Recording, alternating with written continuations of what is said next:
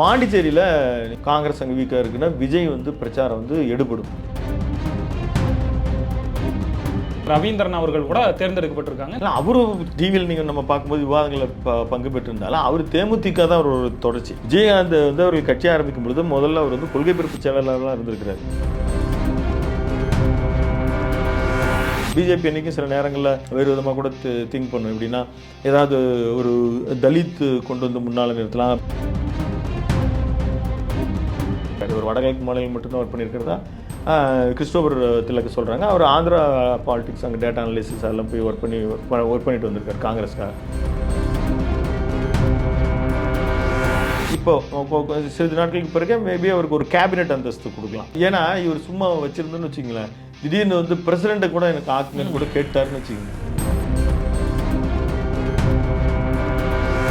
OPS வந்து encourage பண்ணது BJP தான். அதே போல் வந்து செங்கோட்டையனை என்கரேஜ் பண்ணதும் பிஜேபி தான். ஆனால் இன்றைக்கி அவங்க யாருமே பிஜேபி பக்கம் இல்லை.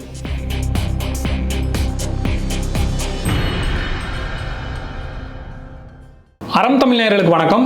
நடப்பு அரசியல் நிகழ்வு பற்றி பேச நம்முடைய இருந்திருக்கிறார் நமது அறம் தமிழ் ஆசிரியர் திரு விஜயராணா அவர்கள். சார் வணக்கம். வணக்கம் சார். ஒரு மாத காலமாக காங்கிரஸ் திமுக ஒரு கூட்டணி பேரம் நிகழ்ந்துகிட்டே இருக்குது.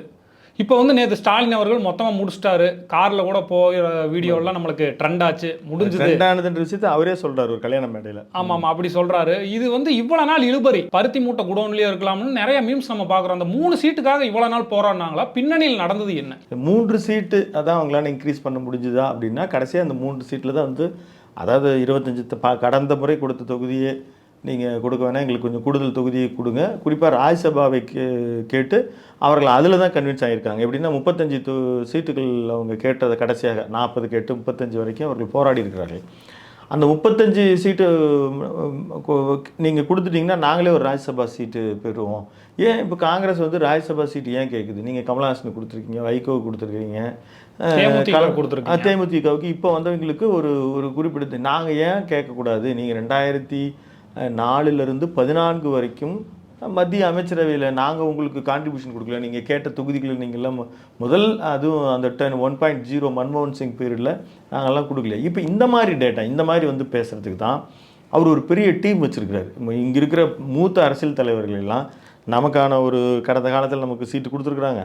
நாம் அப்படியே மெல்ல அப்படியே தலைமை திமுக காங்கிரஸ் அவர்கள் வந்து அவங்க என்ன சொல்கிறாங்களே அது இன்றைக்கி தேதியில் இன்றைக்கி பிஜேபி ஏடிஎம்கே கூட்டணி கிட்டத்தட்ட அந்த மாதிரி தான் இருக்குது. ஆனால் இங்கே வந்து சமரசங்கள் வந்து அவர்கள் மேற்கொண்டு இதில் வந்து கடந்த காலத்தில் அவங்க விஜய் அந்த டீம் ஆஃப் யங் அந்த ராகுல் காந்தியினுடைய டீம் நமக்கு குறிப்பாக இப்போ இன்றைக்கி தான் யாருன்னு சொல்ல முடியுமா? அந்த அதில் தான் பிரவீன் சக்கரவர்த்தியிலேருந்து மாணிக் தாக்கூர் ஜோதிமணி வெளியில் தெரிஞ்சவங்க அதுக்கு பின்னால் நிறைய இருக்காங்க. இப்போ இந்த ஒரு கிறிஸ்டோபர் ஆகட்டும், இன்னும் 4-5 பேர் வந்து காங்கிரஸ் கட்சிக்கான ஒரு நேரடி ராகுல் காந்திக்கான தொடர்போடு வந்து அவர் வச்சுருக்கார். ஒரு மாநிலத்திலும் அவர் வந்து நேரடியாக நேர்காணல்கள் நிகழ்த்தி அவருக்குன்னு மூத்த அரசியல் தலைவர்கள் இதெல்லாம் ஆனால் அவர் முன்னையே செஞ்ச சில மாநிலங்களில் அவருக்கு கொலாப்ஸ் ஆகிருக்கு. சீனியர்ஸ் எல்லாம் கோச்சிட்டு போயிருக்காங்க. குலாம் நபி ஆசாத் மாதிரி பல பேர்லேருந்து ஆரம்பித்து பஞ்சாபில் கேப்டன் அமரீந்தர் சிங் வரைக்கும் கோச்சிட்டு போனதெல்லாம் உண்டு. ஆனால் இங்கே வந்து அவர் இப்போ வந்து என்னென்னா அதான் அவர்களோட டேட்டா என்ன, நாம் எப்படின்னாலும் ஒரு பெரிய ஆட்சி அதிகாரத்துக்கு வரப்போகிறதில்ல, அதாவது நமக்கு கொடுக்க போகிறதில்ல. ஆனால் விஜய்கிட்ட போனால் கொடுக்குறேன்றாரு. இன்னொன்று எல்லாருமே தமிழ்நாடு பாலிடிக்ஸ் மட்டும்தான் கூர்ந்து பார்த்துட்டு இருந்தாங்க. பாண்டிச்சேரியில் நீங்கள் ஒரு 10-11 லட்சம் வாக்குகள் தான் இருக்குது, ஆட்சியை பிடிக்க முடியும். காங்கிரஸ் அங்கே வீக்காக இருக்குன்னா விஜய் வந்து பிரச்சாரம் வந்து எடுபடும். கேரளாவில் 10 ஆண்டுகளுக்கு இந்த முறை வந்து காங்கிரஸ் கட்சி வாய்ப்பு இருக்குது, ஒரு விளிம்பில் தான் இருக்குதுன்னு நம்ம பேசிக்கிறாங்க. அங்கே சீனியர்ஸ் எல்லாமே அவங்களே வந்து நெகட்டிவாக பேசுகிற இந்த மாதிரி இருக்குது. ஒருவேளை ஃபேன் பேஸ் வந்து கேரளாவில் விஜய்க்கு இருக்குது. அந்த கூட்டணி வைப்பதன் மூலமாக அங்கே எடுபடுமா? அங்கே திரைத்துறை வந்து யாருமே பெருசாக மதிக்கிறது. இன்னைக்கு வந்து ஒரு அட்டென்ஷன் கிரியேஷன்ஸ் தானே. நீங்கள் அங்கே வந்து ஒரு மாஸ் இருக்குன்னா அவர் போய் அட்டென்ஷன் கிரியேஷன்ஸ் அங்கே பேசுகிறது ஏற்கனவே இருக்கிற ஒரு 2-3% வாக்குகள் வந்தால் கூட அங்கே வந்து திரைத்துறையில் இருக்கக்கூடிய அங்கே இருக்கிற ஒரு மம்முட்டி ஆகட்டும் மோகன்லால் ஆகட்டும் அவங்களுக்கு இன்ட்ரெஸ்ட் இல்லை. அவங்களாம் இலக்கியம் பாலிடிக்ஸ் சுரேஷ் கோபியெல்லாம் இருக்கார், வெற்றி பெற்றிருக்கார். பிஜேபியில் போய் கடந்த காலத்தில் அவர் எம்பி ஆகி மினிஸ்டர் வரைக்கும் சென்ட்ரல் டூரிசம் இணையமைச்சர் வரைக்கும் போயிருக்கார். அப்படியெல்லாம் சொல்ல முடியாது, எப்பயுமே ஒரே மாதிரி இருக்குன்னு சொல்ல முடியாது. கேரளா பாலிடிக்ஸ்லேருந்து சினிமாவிலேருந்து எல்லாமே மாற்றம் நிகழ்ந்துருக்கு. அது பெரிய அளவில் அவங்க திங்க் பண்ணதும் ஒர்க் அவுட் ஆகிருக்கலாம். ஆனால் சீனியர்ஸாக இருக்கக்கூடிய இப்படி ப. சிதம்பரம் மாதிரி இருக்கிறவங்கலாம் தொடர்ந்து அது சரியாக இருக்காது. ஏன்னா உங்களை பிரதமர் வேட்பாளர்ன்றவருக்கு சொல்லியிருக்கிறாரு, அவர் தான் ஃபஸ்ட்டு சொன்னார், உங்களுடைய ஆதரவு நிலைப்பாட்டிலேருந்து அவங்க எப்பயும் மாறிக்கிட்டதே இல்லை, நம்மளுடைய ஷீட் ஷேரிங்கில் தான் அது பிரச்சனைன்னும் பொழுது, அப்போ இவருக்கு ஒரு பாலமாக திரு ப. சிதம்பரம் அவர்கள் வந்து, அது சோனியா காந்தியினுடைய ஆலோசனையார், நான் ப. சிதம்பரம் இங்கே இருக்கிற ரியாலிட்டி, கிரவுண்ட் ரியாலிட்டி இது எல்லாத்தையும் எடுத்து சொல்லி அவங்க வந்து ஒரு காங்கிரஸ் கூட்டணி வந்து அது நிச்சயமாக அவங்களுக்கு ஒரு ப்ளஸ் தான். ஏன்னா காங்கிரஸ் அவங்க கிட்ட போயிட்டா அவங்களுக்கு வந்து ஒரு பெரிய பிஜேபியை கடுமையாக எதிர்க்கக்கூடிய நிலையில், இந்தியாவிலே திமுக தான் பிஜேபி கடுமையாக இருக்கிற ஒரு கட்சியாக இருக்கிறதால திமுக சார்ந்து தான் போக வேண்டியது. இது வந்து நமக்கு சில விஷயங்கள் எதிர்க்கிறாங்க, சில விஷயங்கள் அவங்க அண்டர் கிரவுண்ட் டீல் இருக்கிறதா நம்ம கேள்விப்படுறோம், அது நமக்கு தெரியல. ஆனால் பிஜேபியை உண்மையாலே எதிர்த்து கொண்டு இருக்கிறதுனா வேறு வழியில் தேசிய கட்சிகள் காங்கிரஸ் தான். ஸோ அப்போ கூட இருக்கிறதுனால அவங்களுக்கு கூடுதல் பலம் இருக்கத்தான் செய்யும். ஆனால் தற்காலிகம் இங்கே சட்டமன்ற வெற்றிகளையோ அல்லது கேரள வெற்றிகளையோ பாண்டிச்சேரி வெற்றிகளையோ வச்சு மட்டுமே கூட்டணி போகும்போது அடுத்து வரக்கூடிய பார்லிமெண்ட்டுக்கான ஒரு ஸ்ட்ராட்டஜிக் நிறைய வீக் ஆகுன்றதுல சீனியர்ஸ் எல்லாம் குறிப்பாக ப. சிதம்பரம் போன்றவர்கள் தான் அதை பேசி ஒரு முடிவுக்கு கொண்டு வந்திருக்காங்க. இப்போ நேற்று திமுக காங்கிரஸ் கூட்டணி அறிவித்ததுலேருந்து ராஜ்யசபாக்கு யார் போட்டியிருப்பாங்கன்ட்டு ஒரு எதிர்பார்ப்பு இருந்தது, சீனியர்ஸ் வருவாங்க அப்படிலாம் சொல்லிட்டு இருக்கும் பொழுது கிறிஸ்டோபர் திலக் அப்படின்ட்டு சொல்லி ஒருத்தர் வந்திருக்காரு. அவர் வந்து யாருன்னு தமிழக மக்களுக்கு பெரிய பரிச்சயம் இல்லை, அவர் யாருன்னு சொல்ல முடியுமா? இல்லை, அதாவது கூர்ந்து செய்தித்தாள்களை பார்த்து வந்திருந்தா, நகர்வுகளை பார்த்து வந்திருந்தா அவருக்கு தெரியும்.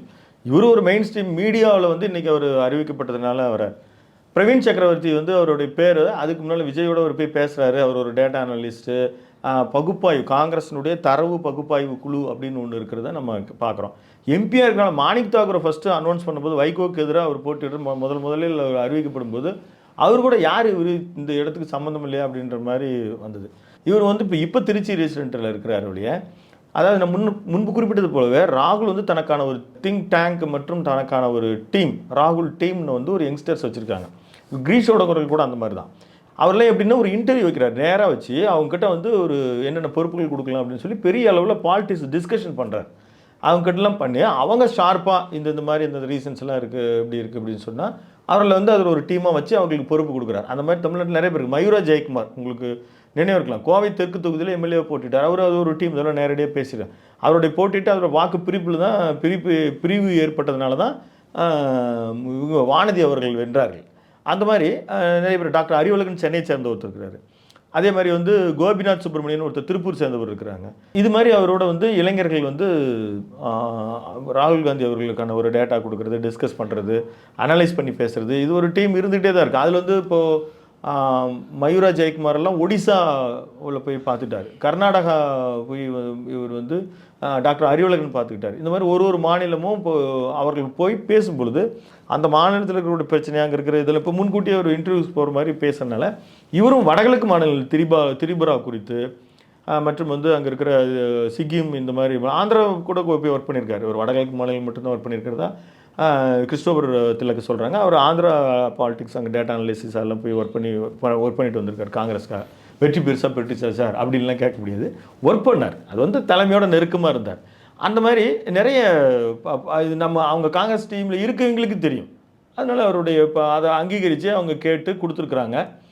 அது வந்து அந்த கட்சியை பொறுத்த மட்டும் இவங்க வந்து இதுக்கு போய் இவ்வளோ சிரமப்பட்டாங்களா அப்படின்னு எல்லாம் நம்ம அவங்க ஃபைட் பண்ணுறாங்க, கட்சிக்கு வளர்ச்சிக்காக ஃபைட் பண்ணுறாங்க. திமுகலையும் திருச்சி சிவா அவர்கள், கான்ஸ்டைன் ரவீந்திரன் அவர்கள் கூட தேர்ந்தெடுக்கப்பட்டிருக்காங்க. இந்த கான்ஸ்டைன் ரவீந்திரன் யார்? இல்லை, அவரும் டிவியில் நீங்கள் நம்ம பார்க்கும்போது விவாதங்களில் பங்கு பெற்றிருந்தாலும் அவர் தேமுதிக தான் ஒரு தொடர்ச்சி. ஆக்சுவலாக கூடங்குளம் பிரச்சனையில் வந்து சுபோதயகுமார்லேருந்து முகிலன்லேருந்து இந்த மாதிரி ஆரம்பித்த போராட்டங்கள்லேருந்து வந்தவர் தான். விஜயகாந்த் வந்து அவர்கள் கட்சி ஆரம்பிக்கும் பொழுது முதல்ல அவர் வந்து கொள்கை பிறப்பு செயலாளராக இருந்திருக்கிறார். அப்போது ஒரு எம்பி சீட்டுக்கு மத்திய சனியில் நின்றுருக்கிறாரு. ஒரு முறை வந்து அம்பத்தூர் எம்எல்ஏ சீட்டுக்கு நின்றுருக்கார். இந்த மாதிரிலாம் நின்றும் பொழுது கொஞ்சம் அந்த கட்சி வளர்ச்சி அடைந்து ஒரு சின்ன தேக்க நிலை வந்து நிறைய பேர் போனாங்க இல்லையா. அப்போ வந்து அவர் திமுகவுக்கு இன்றைக்கி இருக்கிற முதல்வர் ஸ்டாலின் முன்னால் தான் போய் கட்சியில் சேர்றாரு. அப்போது பழைய தேமுதிகவாக இருந்தாலும் இங்கே வந்து அவர் ஆக்சுவலாக திமுகவுக்கு சார்பாக அவர் பேசுகிறது கருத்து வேறுபாடுகள் இருந்தாலும் கூட பலரால் அவர் வந்து நன்மதிப்பு பெற்றவர் தான். நல்ல ஒரு ஸ்காலர், அவர் பிஹெச்டி வரைக்கும் படிச்சிருக்கிற ஸ்காலர்.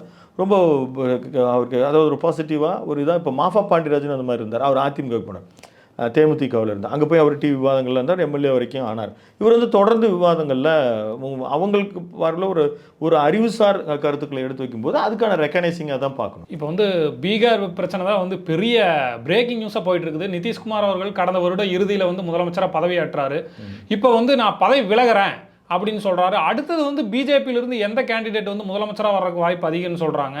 அங்கே என்ன நடந்துட்டு இருக்கு? அதான் நிதிஷ்குமார் இப்போ கூட பிரபலமான ஒரு ஊடகவியலாளர் வந்து சொல்லியிருக்கிறார், முதல்ல ஒரு முதலமைச்சர் எம்பிஐ நம்ம இங்கே தான் பார்த்துருக்கோம், விட்டுட்டு போகிறோம்.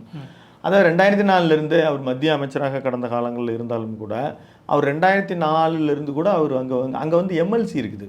அங்கே பீகாரில் 75 சீட் இருக்குது. அது இப்போ ஜூன் மாதம் கூட 17 ஒரு டர்ன் தானே, அது வந்து 17 சீட்டாக அவங்க வரும். ஒரு 2 வருஷத்துக்கு ட்ரிப்பு வரதில்லை. அப்போது நிதிஷ்குமார் அவர்களுடைய நகர்வு என்னென்னா, அவர் கடந்த 43 எம்எல்ஏக்களை ஐக்கிய ஜனதாதளம் வைத்திருந்த போதும் அவர் முதலமைச்சராக இருந்தார். அன்றைக்கி 243 மொத்த சட்டசபைகள் உறுப்பினர்களை கொண்ட பீகாரில் 122 சீட்டு போகும், 125 வச்சு அவர் மேனேஜ் பண்ணார். இப்போ 205 சீட்டு வந்துருச்சு. அதாவது 89 சீட்டு பிஜேபி வச்சுருக்குது, ஐக்கிய ஜனதாதளம் 84 சீட்டுகளை வைத்திருக்கிறது. இப்போ இந்த இடத்துல அளவுக்கு பெரிய அளவில் போகும்போது அவர் வந்து ஒரு இன்செக்யூராக எதுவும் ஃபீல் பண்ணல. அப்புறம் அவருடைய பையன் நிஷாந்த் குமார் வந்து டெப்டி சிஎம் தரதாக சொல்லியிருக்கிறாங்க. ஏற்கனவே சாம்ராஜ் சௌத்ரின்னு சொல்லி இங்கே வந்து பீகாரில் டெப்டி சிஎம்மாக இருக்கிறார். அவர் தான் சிஎம் ஆகக்கூடும் அப்படின்ற பேச்சு எழுந்திருக்கிறது. அதில் நித்யானந்த ராய் மாதிரி சென்ட்ரல் மினிஸ்டர் பேரும் அடிபடுது. அதில் நம்ம பார்க்கலாம், நம்ம அடுத்த இன்றைக்கு இரவுக்குள்ளே நம்ம இந்த வீடியோ வெளியிடும்போது பெயர்களை அறிவிக்கப்படலாம். பிஜேபி என்றைக்கும் சில நேரங்களில் வேறு விதமாக கூட திங்க் பண்ணும். எப்படின்னா, ஏதாவது ஒரு தலித் கொண்டு வந்து முன்னால் நிறுத்தலாம், பெரும்பான்மை சமூகத்திற்கு பிரதிநிதிப்படுத்தலாம் அப்படின்னு ஒருத்தர் கொண்டு வந்து கூட பண்ணலாம். ஏன்னா அங்கே தான் எம்எல்சி இருக்குது, எப்படி வேணாலும் கொண்டு வந்து நிறுத்தலாம். நீங்கள் இவருக்கு வந்து ஒன்றும் பெரிய அரசியல் பின்னடைவோ தொய்வோ அது மாதிரி கிடையாது. தேஜஸ்வி சொல்லியிருக்காரு அந்த கருத்தை, பார்த்தீங்களா? அது மாதிரி இதே மாதிரி வந்து இங்கே அதிமுகவுக்கு நடக்கும் அப்படின்னு சொல்லி முதல்ல நிதிஷ்குமார் பார்த்தோம். நிதிஷ்குமாருக்கு அங்கே சென்ட்ரல் கவர்மெண்ட்டில் இந்த நடந்து முடிந்த 2024 பாராளுமன்ற தேர்தலில் 240 சீட்டுகளை மட்டுமே வைத்திருந்த பிஜேபிக்கு இன்றைக்கு 16 சீட்டுகளை வைத்திருக்கிற ஆந்திரா அவனுடைய தெலுங்கு தேசம் கட்சியும், அதற்கடுத்து ஐக்கிய ஜனதா நிதிஷ்குமார் அவங்க 16, இவர்களுடைய சீட்டு 12, அதுக்கப்புறம் ஏக்நாத் சிண்டா 7. இந்த 3 பேர் தான் இன்றைக்கி அவங்க தூணு. அதனால் இவங்க வந்து ஒன்றும் தவிர்க்கவே முடியாது. இவர்களுடைய பலம் இவர்களை வந்து கூட்டு போய் அப்படி அங்கே இவருக்கு சென்ட்ரல் எம்பி ஆக்கி ராஜ்யசபாக்கு இப்போ சிறிது நாட்களுக்கு பிறகு மேபி அவருக்கு ஒரு கேபினெட் அந்தஸ்து கொடுக்கலாம். முன்ன வந்து ஏன்னா இவர் சும்மா வச்சுருந்தோன்னு வச்சுங்களேன், திடீர்னு வந்து பிரசிடெண்ட்டை கூட எனக்கு ஆக்குங்கன்னு கூட கேட்டாருன்னு வச்சுக்கோங்க, என்ன பண்ணுறது? அப்போ அந்த மாதிரி அமித்ஷாவுடைய மூவ் இருக்கலாம்.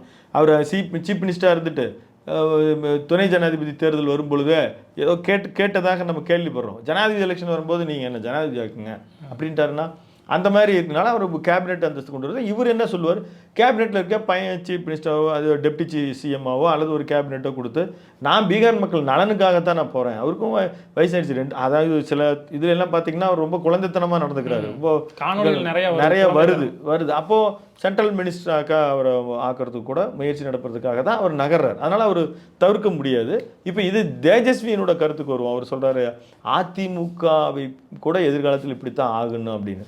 இங்கே வந்து அந்த மாதிரி ஆயிருந்துச்சுன்னா கடந்த காலம் நம்ம சேனல் நிறைய டைம் பேசியிருக்கோம். 2 பேர் வந்து தொகுதிகள் அதிகமாக பிஜேபி கேட்டால் அதிமுக வந்து கூட்டணி தான் உருவாகும் அப்படின்னு நம்ம சேனல்லே பேசியிருக்காதுமே நடந்துருமா என்ன? இல்லை, கடந்த தேர்தலில் கூட 2024 தேர்தலில் கூட 2 பேர் அண்ணாமலையோட ஈகோ இங்கே தமிழ்நாடு பிஜேபி பிரச்சனைகளோட கூடி தொகுதிகளை பெறுவதில் தான் இப்போ அவங்களுக்கு நம்பர்ஸில் என்றைக்கும் பிரச்சனை வராது. அதை பேசி சரி அவங்க வெற்றி பெறக்கூடிய தொகுதிகளாக அதிமுக வெற்றி பெற தொகுதிகளாக கேட்டு பெறுவதில் தான் சிக்கல். அது நீடிக்குது. அது நம்ம வந்து அதுக்கு மேலே நம்ம வந்து முடிவுகள் வெளிவர ரொம்ப நாள் ஆயிடாது, ரொம்ப சீக்கிரமாக வந்துடும். ஆனால் அந்த மாதிரி ஆகுமான்னா கிட்டத்தட்ட ஏற்கனவே இங்கே ஆயிடுச்சு. அதிமுக வந்து இப்போ ஓபிஎஸ் வந்து என்கரேஜ் பண்ணது பிஜேபி தான்.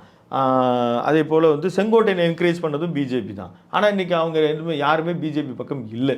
அது ரொம்ப ஆச்சரியம் தான் இருக்குது. எப்படின்னா பிஜேபி எப்படி ஓபிஎஸ்ஸை கைவிட்டது, இப்போ இவர் மட்டும் போதுமே. நாளைக்கு வெற்றிகள் தான் வந்து ஒரு விஷயங்கள். சில நேரங்களில் பெரும் வெற்றிகள் பிஜேபி வந்து இந்த மாதிரி கைகொள்வதற்கு இருக்கிற உதாரணங்கள் எடுத்துக்கொள்ளலாம். ஆனால் ஒருவேளை அவர் ஜெயிக்கலைன்னா அவர் எடப்பாடி பழனிசாமிக்கு தான் பிரச்சனை. அவருடைய தலைமை குறித்தும் பீகார் மாதிரி ஒரு 80 சீட்டுக்கு மேலே பிஜேபி ஜெயிச்சதுன்னா அந்த வாய்ப்பு இங்கே அமையும்.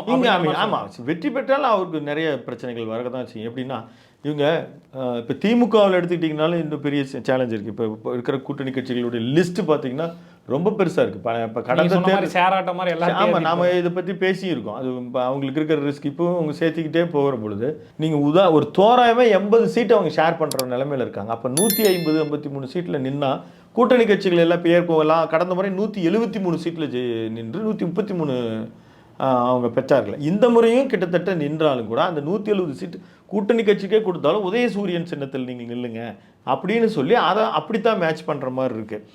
அதுதான் அவங்களுக்கு வந்து அவங்களுக்கு பொறுத்த மட்டும் அது அவங்களுக்கு சக்ஸஸ். இங்கே எடுத்துக்கிட்டிங்கன்னா இப்போ நடக்கிற பிஜேபியில் நடக்கிற விஷயம் இங்கே இப்போ கூட்டணியில் இவங்களுக்கும் இதே மாதிரி தான். நீங்கள் இப்போ அவங்களுடைய கூட்டணி கட்சி பெயர்கள் எல்லாத்தையும் சொல்லி அவங்களுக்கு நான் இப்போ இவர் தினகரன் சொல்லிட்டார்ல, தினகரன் குக்கரில் நில்லுங்க, இல்லை நீங்கள் தாமரையில் நில்லுங்க, நாங்கள் 10 சீட்டு கூட கொடுக்குறேன்னு வச்சுக்கோங்களேன். அப்போ அவர் என்னாரு அதில் இருந்தா இப்போது இவர் ஒரு மைனாரிட்டி ஆகும்போது அல்லது இங்கே வந்து பிஜேபி 2 சேர்த்தா தான் மெஜாரிட்டி வரணும் போது நிச்சயமாக அது அதிமுகவுக்கு சேலஞ்சஸ் தான். அது எப்படி ஆகுன்னு சொல்ல முடியாது.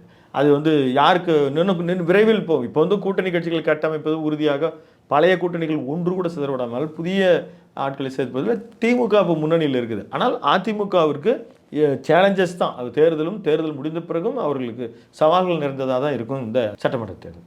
இவ்வளோ நேரம் உங்கள் அரசியல் கருத்துக்களை பகிர்ந்தமைக்கு மிக்க நன்றி சார். மிக்க நன்றி. நேயர்களே, தொடர்ந்து இணைந்திருங்கள் அறம் தமிழுடன். நன்றி.